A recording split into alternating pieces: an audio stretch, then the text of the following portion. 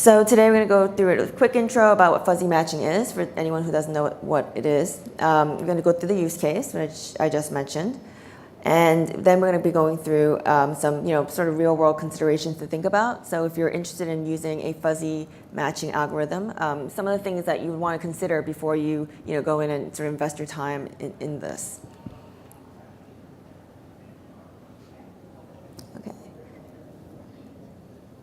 Okay. So intro to fuzzy matching, what you need to know, right? So what is fuzzy matching? So a fuzzy search is done by means of a fuzzy matching program, and basically what that does is it uses some sort of distance editing or matching algorithm where when you have non-exact matches that you're looking for, it'll actually use the algorithm, some sort of measure to compare, like say 2 words or 2 strings, 2 sequences, and see which one the best match would be. So it returns a list of results. Oftentimes, it will return a list of results based on likely relevance, even though search argument words and spelling may not be an exact match. So the key here is that it's not an exact match. So if you're ever thinking about, when you put in something into like a Google search or something, and you see the different options that they give you, and say it doesn't look like the word you started writing, but maybe it's other similar words, it's usually using a fuzzy matching algorithm on the back end. So why do we want to use fuzzy matching? Well, for one thing, not all data is clean, right? So sometimes fuzzy matching is a good option if you're trying to clean data and you know that the data set that you're working with, it has unique enough words that you can actually utilize that to find correct values when data is not clean. Another reason might be because formatting is inconsistent, right? And that's something that we'll actually see in the data set that I'm going to talk about today. Not all databases are structured. So I think fuzzy matching also becomes much more relevant as we have unstructured data, as that's becoming more popular, and we don't have the same sort of structured data sets and the structure that we're used to with data. It's actually much much more relevant, much more important to be able to do this sort of search because our databases have now longer strings, right? Longer data fields, right? So it's actually very, very relevant for that reason. And as we get more and more data, to be able to find matches in our data, because now looking through lists is not really an option, right? Because our lists are much longer, our databases are much bigger. So sorting through the more traditional ways become less feasible of an option. So not all text is correct. So that's another thing to think about, right? So text can also not be correct. And part of this is because people are not perfect, right? By that I mean things like misspellings. So sometimes you might put in a word and misspell it, and maybe when you do a search for it, you can't actually find it, right? So say you have a Word document open and you wrote some 20-page paper, and then you have to go find this one word you're looking for. But when you search for that word, you can't find it in your document because maybe you misspelled it, maybe you did it in a slightly different format, it's not being recognized. So fuzzy matching becomes very relevant in those scenarios because it'll help you find the closest matches, and then you can actually maybe find that you did misspell it, you did actually include that word. So if you really think about when people implement, everything from entering data to when we do more complex systems, human error is very common, and it's something that is very, very difficult to just eliminate, right? I don't know if anyone who's managed to write an algorithm that eliminates human error. If you have, congratulations, I'm sure you'll be rich one day, but as far as I know, it's not yet been done, right? So it's again, great because people are not perfect, it allows us to have a better way to be able to account for that. So when can we use fuzzy matching? Well, I think the first thing to think about is that you want to really look at it at a case-by-case basis. It's, like most algorithms, there is no universal perfect scenario where you can always use it and you'll have the right solution. So you want to think about data cleaning, like I mentioned earlier, that's a very popular use case. Entity and name matching is another popular use case, right? So if you have a list of names and you're trying to find closest matches, that's often helpful. Recommendations, so for instance, like I mentioned, if you're putting in a word for a search, right, and it might recommend other words that might be similar to the one that you're writing. Okay. And predictive text, so again, it's similar to that as well, right? So, it's something like the difference in some sense with recommendation and predictive text, of course, is recommendation you get a list, right? Pause recommendation. Predictive text would be when it auto-completes. Right? Okay. So the use case we're going to talk about today is surveys. Right? So in this case, we had a survey with a comprehensive survey about attitude, usage, purchases of 6,000 products and 20,000 variables across 26 feed categories. So that's a lot of data, right?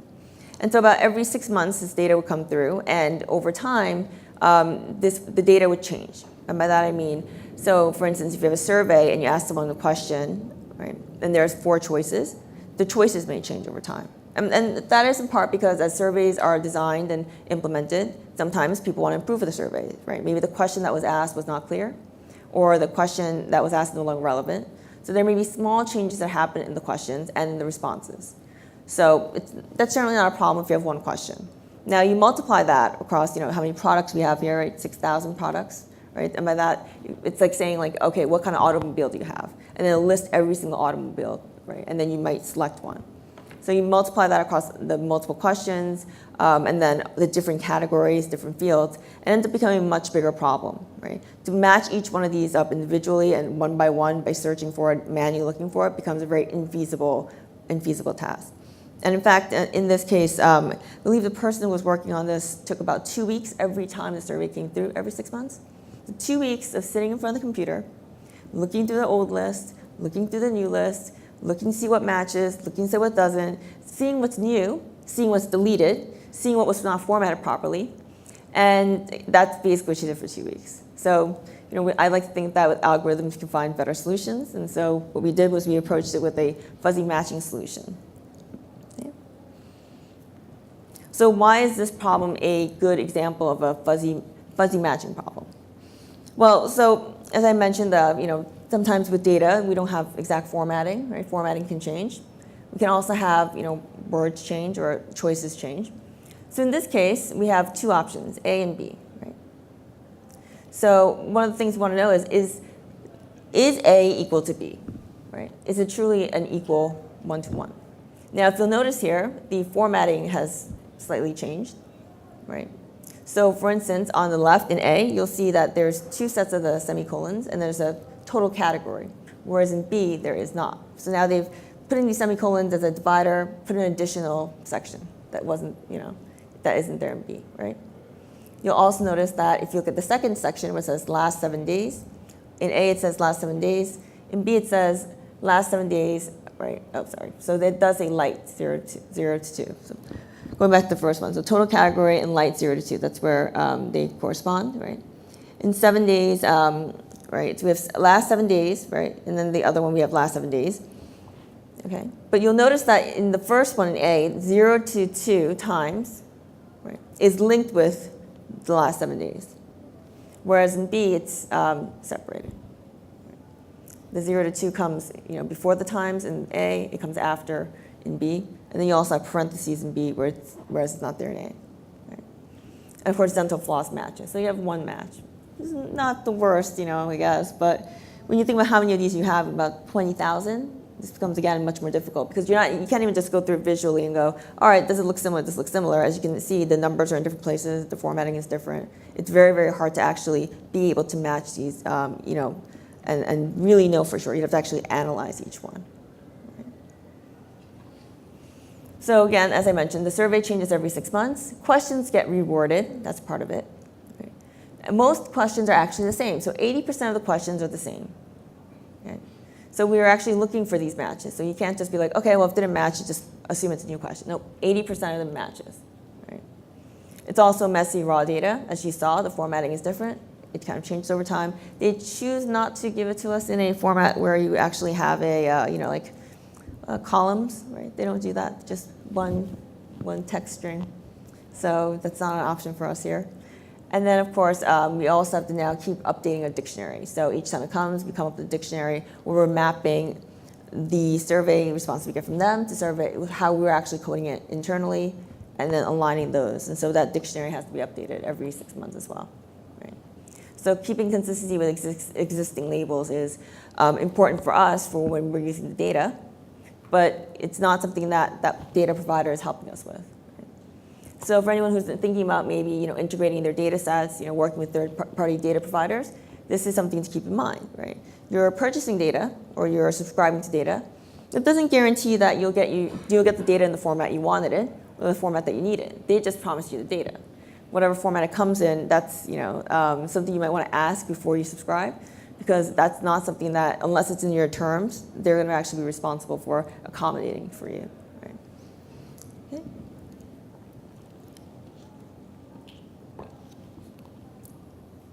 Okay, so we tried to learn from the past, right? Our old algorithm in production is a words-based comparison algorithm. So what does that do? It counts how many words are in both labels. It's a very, straightforward, very simple. It's a more traditional approach. Okay. So here you see an old label and a new label, right? So it says ailments and remedies on the left, and then anxiety and panic use a branded prescription remedy on the right. So again, you'll see that the anxiety and panic, again, it appears in different places. You'll see multiple semicolons, different places on the left. You'll also see time associated to the one on the left. And then, of course, there is one part that is the same, which is the use a branded prescription remedy. There we go. Oh, maybe I go with that last one.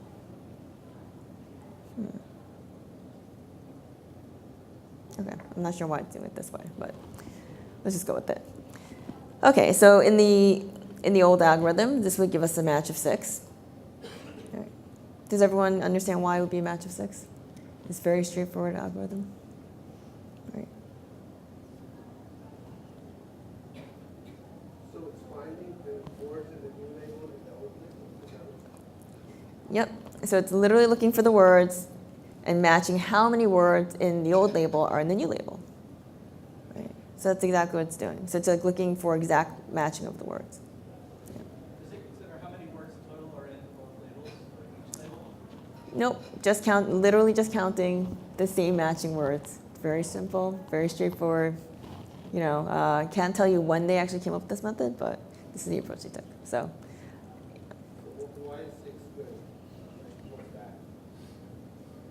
I wish I could tell you. I wasn't there when they decided that was the magic number of 5 as being the good, match. That's just what they went with. So, as far as I know, that's a standard that we started with when we were looking at this algorithm. Is there a reason you didn't use stop words? Like A could be in all of them very easily.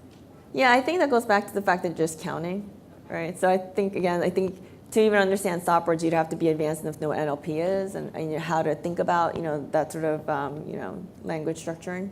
Right here, they're literally just going, okay, let's search for each one. Because if you think about it from an algorithm standpoint, right, just to count does it match is very simple, right? Take a word in the first label, is it in the second label? Take the second word in the first label, is it in the second label? Right? It's much more easy algorithm than say starting to look at things like what word are you looking at and then searching for. Right? One question. So, would prescription and prescriptions be a match or not?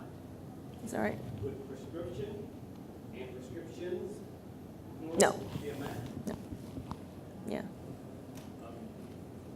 How do you know to compare these two particular ones? There's consistency, so the labels change, but the number of items doesn't. Is that right?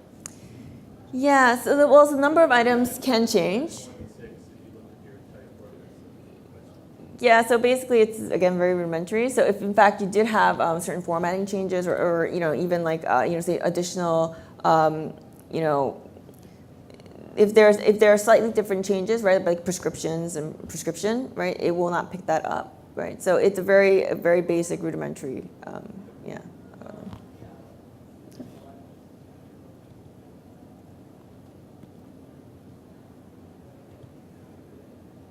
Okay. So why does word-based comparison models, or WCM, perform so poorly? Right. So matches with scores above 5 can also be a wrong match. Right. And I think this is what you were kind of alluding to with your question, right? Like, how do you really know? And so, yeah, you don't really know, right? So if you're just going on just a score based on how many words match, you can have many cases where this is not the case, right? For instance, we have these high scores of 12, 11, and 12, right? And you'll notice that a lot of the words match, right? So everything in the first, the first few words match. So what's the problem with these? Why are they not actually good matches. Well, if you really think about it, the category of 75 to 149 is not the same as the category that has 50 to 74, right? But a score of 12, based on the idea that your cutoff is 5 or greater is a good match, right? Based on that, it's considered a good match. But in actuality, that's not the match we'd want if we're actually using this data. Right? You'll see the same for 8 plus versus 3 plus, right? And then 2 plus versus 2, right? Having someone respond 2 is not the same as saying someone responded 2 or more. Right? So, because that could be like 2, 3, 4, and so on. Right?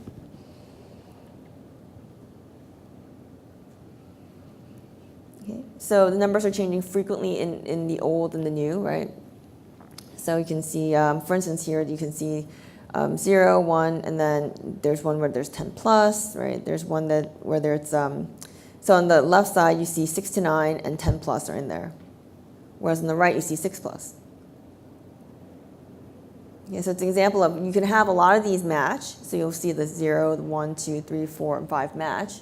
But then you have these additional, additional labels that don't match. So 10 plus being on the left versus 6 plus on the right. And of course, 6 to 9 disappeared. So it's not even in, the new label. Right.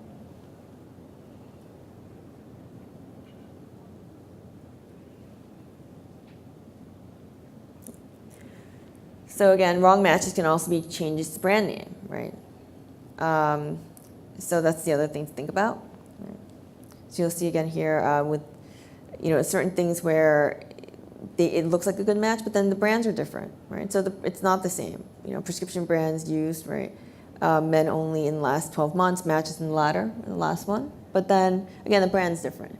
So depending on which words match, there's also that significance as well, right? A brand is going to be more important in this case than just a regular word, like general text, right? So you have to also be able to recognize that sort of distinction. So whereas it may seem simple enough when we think about it now, when you have to, again, go through 20,000 of these variables, it becomes much more challenging and also much more difficult to run an algorithm where you can actually account for all of this. Right? Okay, so another example, right? Oops, let me go back. Okay. So again, here you can see that there are certain ones that do match, and then of course there are ones where they're not matching. Right?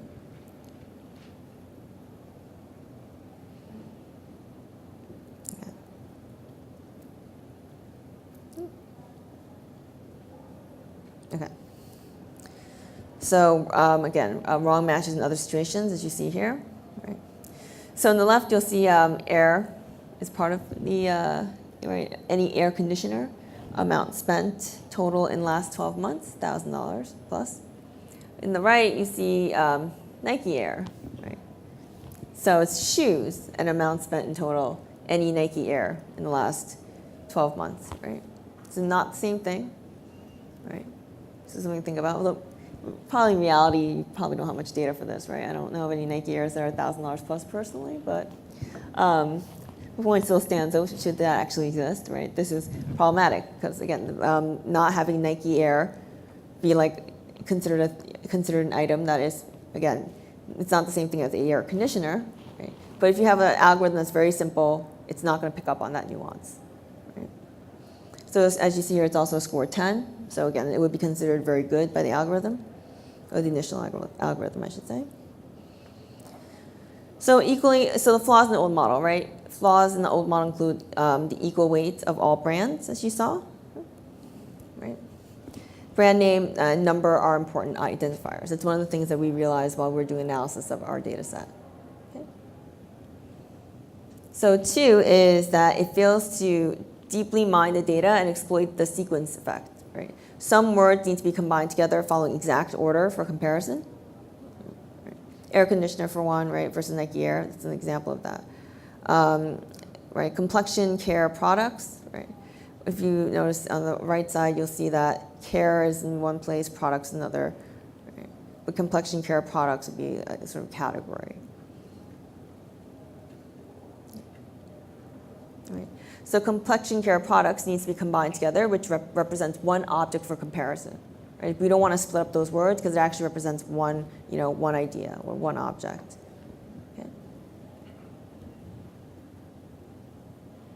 So the third flaw is that it's extremely hard to set up thresholds to determine if a match is good or bad. And this is something that was asked earlier. How do we know if it's good or bad? How do you really actually compare these things, right? So you'll notice here, in this example, right, we have athletic shoes, number of pairs bought, baseball, softball shoes in the last 12 months, 2+ versus 2. Right? There's a little small distinction, but that's a really big distinction when you're actually looking at survey data. Okay. And then, of course, as you see, hot rod, again, we saw with sequence words, right? Hot rod should not be split up, right? And ebony, in this case, of course, being a brand. And so you'll notice here that there's scores of 13, 2, and 1, right? And even though the score is low, right, a example where hot rod is in there or ebony is in there is going to be a better match really in a lot of cases versus in the 2+ versus 2 where you have such a high score of 13, but again, 2+ and 2 are very, very different. So if that change happens in the survey, we want to know about it. So the structure that we realized is that really there's a header, an object, attributes, and number, or opinions. Okay. So in this case, we see appliances for climate control, humidifier, amount spent in the last 12 months, and then under $100. So from this example, we can see that this is a common structure in these labels. Right? We need to keep each part as a whole for comparison. Right? And then each of these parts are going to describe an aspect of the label.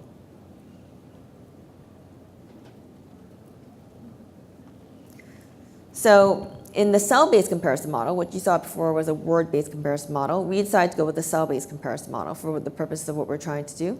Right? So what does that mean? Well, in the previous example, we just saw we're just comparing word to word, right? In the cell-based model, we're looking at that divider. What you saw is sort of like this division categories, right? So going back, right? So you see here that there's these semicolons that divide this text into 4 different sections, right?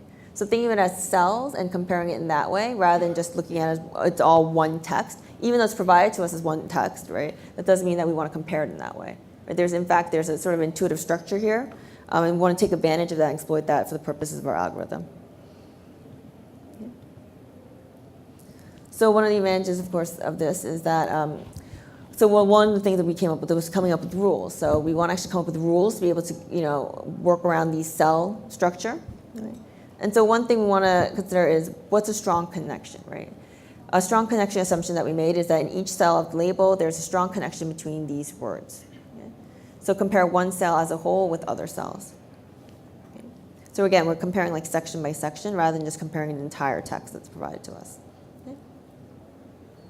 So strong connection compares one cell, right, as a whole with other cells. And so there's an example. Okay? So here we have complexion care products, as we saw earlier, right? Other Olay, and then used in the last 6 months.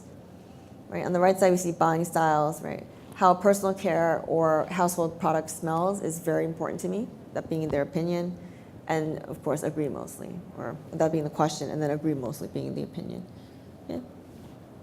So whereas in the previous model, we saw care and products would have been connected as being, there's a match. In this case, we see that it would not happen. Right? Okay, so no cells match, even some words do not match. So this is what our new approach is going to actually produce. So then we also have a weak connection assumption. Right? So that, what you saw earlier was a strong connection, this is a weak connection. So the relation between these cells is very weak. It's weak, sorry, spelled wrong, but it seems that here the fuzzy match might have helped, right? So it seems that they change positions frequently or even some parts may disappear, right? So shuffling the cells, taking out some cells, and not the cell containing numbers, is a longer label is allowed, right? So you saw earlier in the first example, like there's a 0 to 2, and that kind of shifted around, right? So the idea of it within a cell, you can have actually this shuffling and taking that into account. So again, here's an example, right?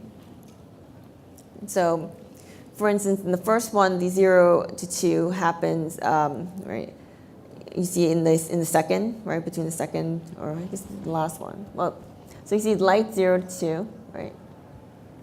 Is being, right? But then in the second one, you see light users is all the way in the middle. It's in the middle versus the last one's at the end.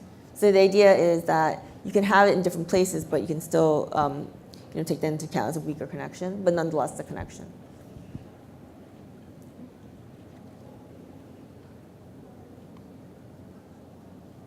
I'm not sure why it's doing that. Okay. So we want to check if one cell is a subset of another cell, if all cells in a shorter label can find their counterparts if match is found.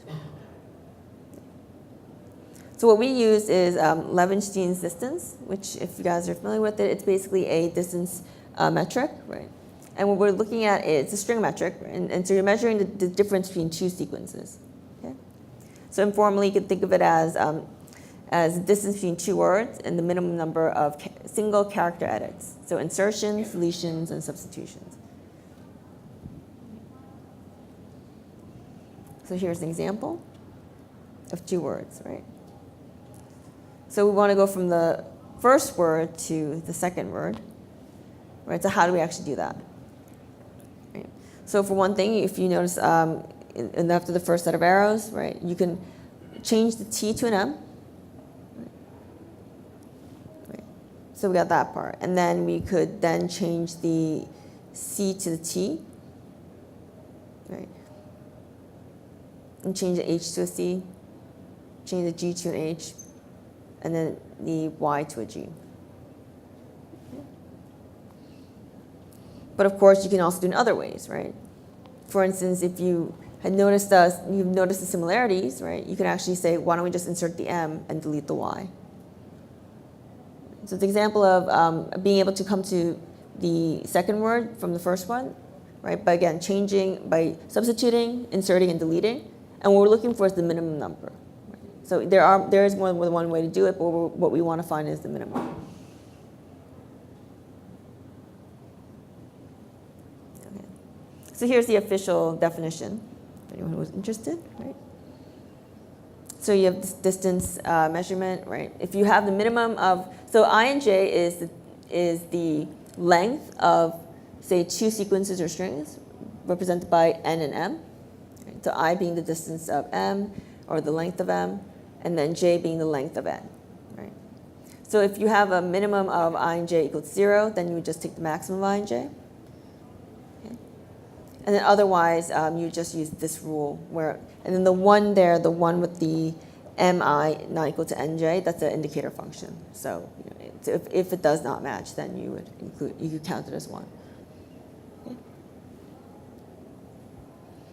And so he'll give you an idea of what this will look like if again, we have another example here of two different words. And so we would replace the O, and then replace, right, insert, delete, and replace. And so that's how you're counting.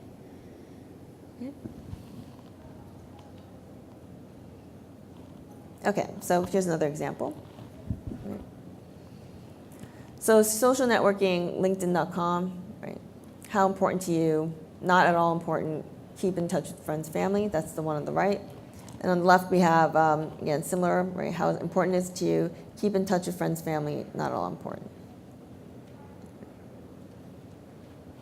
So you can see here that when you actually split these into 3 separate sections based on where the semicolons are, right? They match, but what's the difference? Right? In the first one, you have the third component happen in third place, and then you'll see in the second place in the one on the right, right? So it's the same, again, the cells are the same, but the location is different. Okay, so how would we actually account for this using this algorithm, right? And which one would we actually use? So on the left, we have the old, right? On the right, on the top, you have the new. So in the left column, we have the old one. On the top column, we have the new one, right? And then here we have what we would do as a calculation for each of these. Right? And only a small amount of insertions and deletions is accepted. So any other combination operations are rejected as a match. So we want minimum. So which one would we pick? Right? In this case, we pick the first, right? That would give us the minimum. In the second row, we would pick the last one, because that would be the minimum. And then, of course, in the last row, we would pick the second as the minimum. Now you can actually see like number of changes being the minimum here, right? So you'd actually calculate it and then pick the one that is the smallest.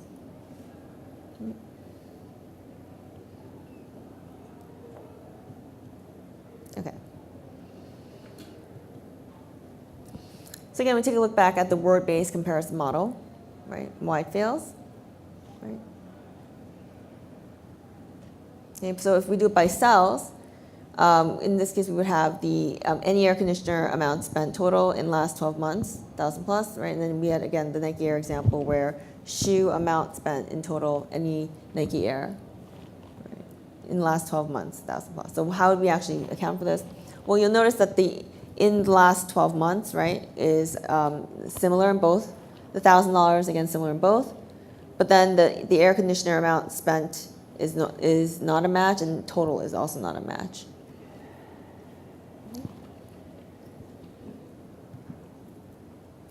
So two cells don't have a match, even though most of the words do have matches. Yeah. So when you think about the idea of a shuffle, just to give you a quick idea of what we mean about the weaker case, right? Here, if we have a shuffle, and so with shuffle for the words on the top, right? Right, and then here we would find the match.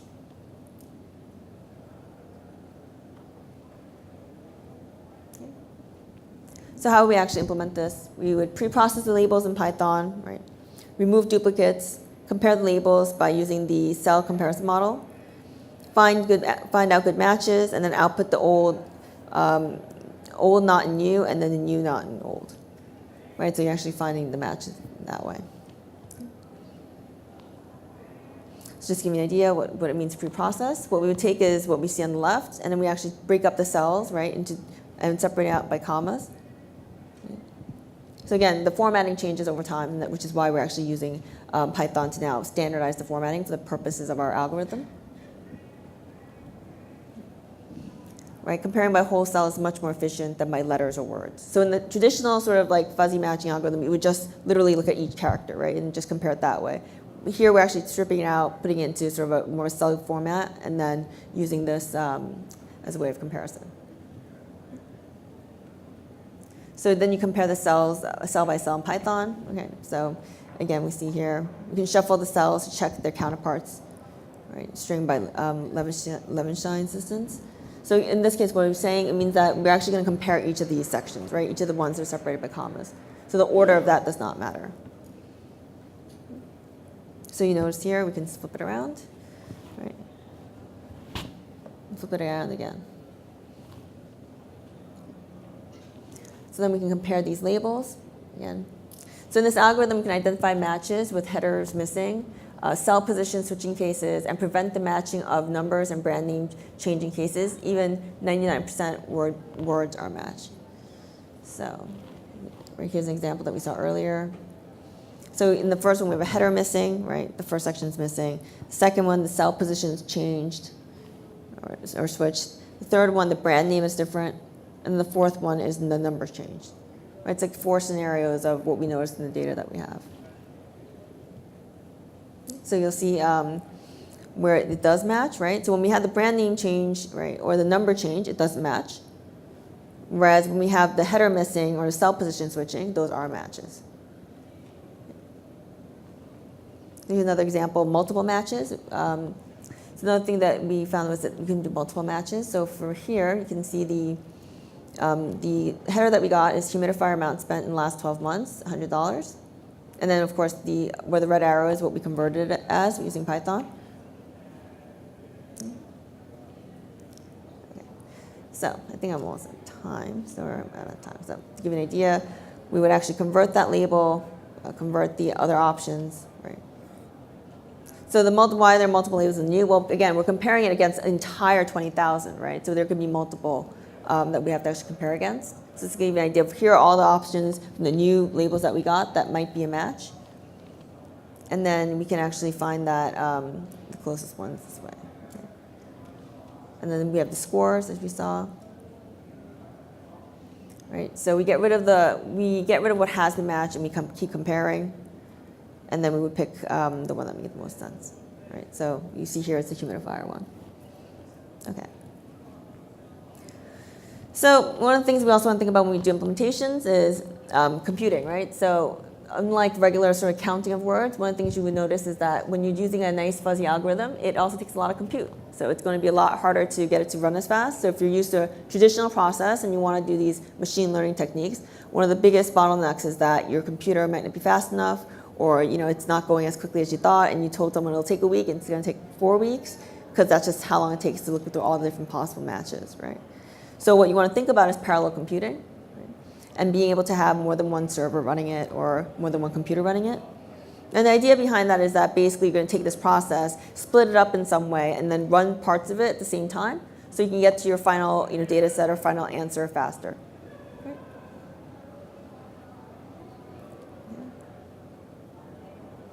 And so in this case, we had 4 threads that ran it.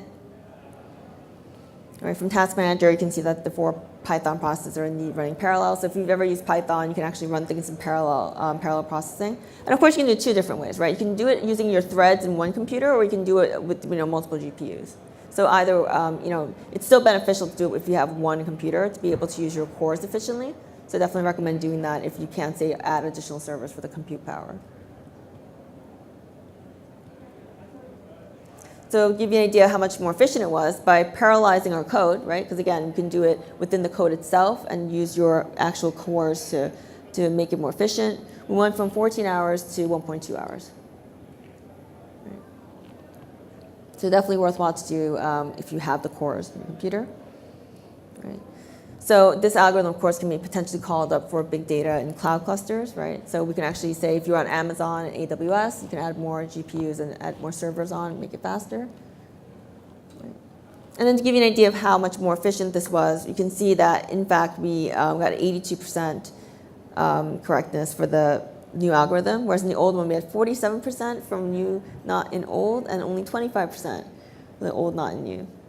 So what that really meant is that we had that algorithm, and then the other 75% someone had to actually go and figure out themselves, right? Because it only gave you, it got rid of some of them, and even then, if you think about it, it's 80% of the questions are not different, but it only got about 25% of that, and then someone had to actually go in and manually figure that out. Okay. So as I said, things you want to consider are the data suitability, right? So does it make sense to use fuzzy matching for the data that you're working with, right? The process design, right? Where does that fit within your process? The validation methodology, how do you know that it's better, right? That's something you really definitely want to think about, and how to keep track of that, whether it's working. And then, of course, computing resources. So, yeah. So that's pretty much everything. It ran a little bit over, but if anyone has any questions, happy to take them. Compare your processes, your algorithm to the blood status on its own versus fuzzy wuzzy. Use that as a Sorry, I couldn't hear your full question. Did you compare the quality of the way you've implemented the legacy distance versus fuzzy wuzzy, which is a version of that that's a little easier to use? Yeah, we actually, so for this purposes, we did do a comparison across, the different algorithms, because there's a business case here. We're starting with that business case, right? So we just wanted to be an improvement, and then from here, we can look into other algorithms. We haven't actually compared the different fuzzy matching algorithms. Also, in part because we have, as a real business case, we have a timeline that we have to kind of meet the deadline for. So that's the other reason.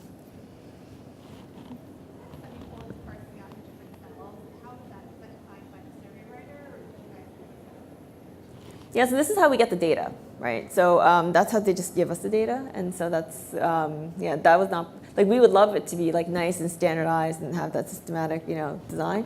But this is unfortunately sometimes when you work with data sets, integrating, you get the design, you get the data whatever way that the provider will give it to you. So.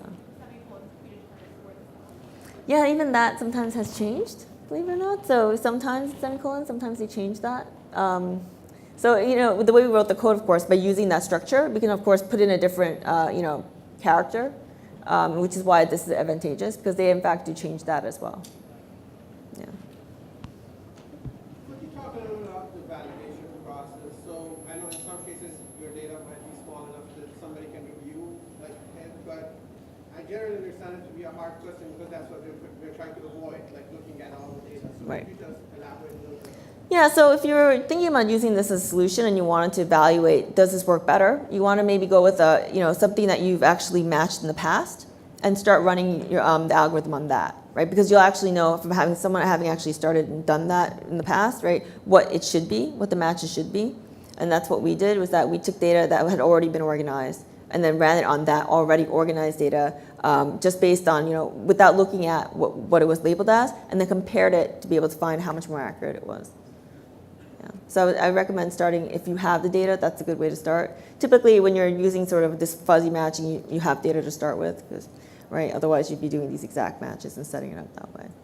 Yeah, so I would definitely say you want to go with what you have already labeled rather than having someone do it on the spot and kind of doing it fresh. Does that answer your question? I've worked on a couple of projects trying to match hundreds of thousands of strings in two sets and using leverage mean distance. And the problem is that I have very similar strings in the two sets, which mean completely different things. And I have a suspicion that I could use something like, a lot of times this is because of misspellings. And I was thinking about whether you could use like a word frequency list to sort of determine whether or not you should trust your edit distance score. Are there any ways that you can sort of supplement using edit distance to make it more applicable to such cases? Yeah, so I think that's what I mean about process design, right? So what's the actual process? So even with this, so if you think about it, you could get the actual Levenshtein score, right? And so that could be the output. Or if you, in some cases, you might actually get the match. Now, depending on your data and how important that match is, for instance, if it's medical data, you might really need to make sure that that match is a true match, not a similar match, meaning someone has to actually validate it and make sure, right? In that case, your process would be different versus where you're just trying to find the closest match for something like some general text reason where it's not as serious, not as critical, right? So depending on how important that match is, that it actually does match, I think that's what you want to think about when you are designing a process around that. And so the nice thing, of course, is that if you're not dealing with something where it has to definitely be an exact match, you can always throw in a different sort of step in there where you can actually leverage, say, like you mentioned, like is it one of these words in this list? If there's a similar enoughness to maybe the stop words or the frequency list that you're talking about, you can flag it, right? So I think always using something like a flag to say if it's on this list, or if it's again using it twice over, if it's a fuzzy match to one of the words on this list, right? Then flagging it to be able to do it that way. Anything? So you mentioned about prioritization and how you were also limiting how does that separate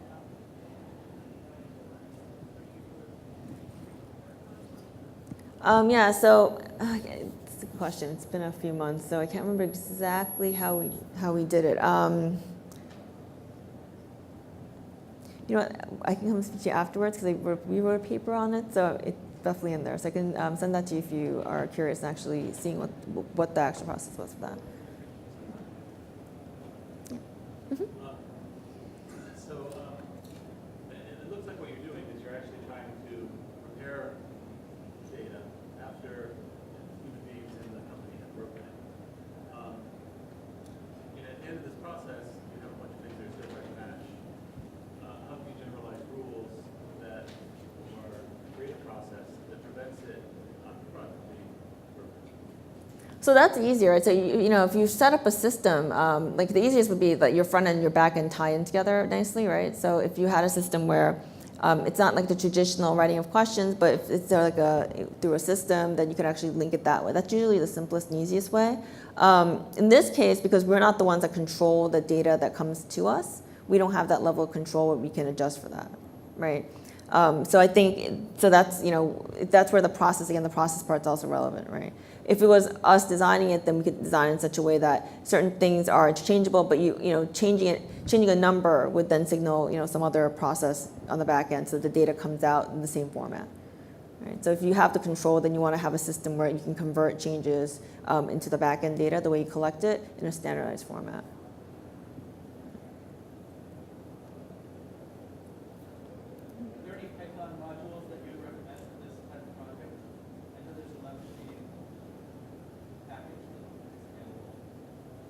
Yeah, so I think the paper actually does talk about which exact packages we use. So again, if you're interested, you can send me an email or stop by after and get your email and send that to you. Anyone else? I'm impressed that you guys have stayed so late. So I'm going to stay here, so feel free to stop by and ask me questions. Thanks. Thank you.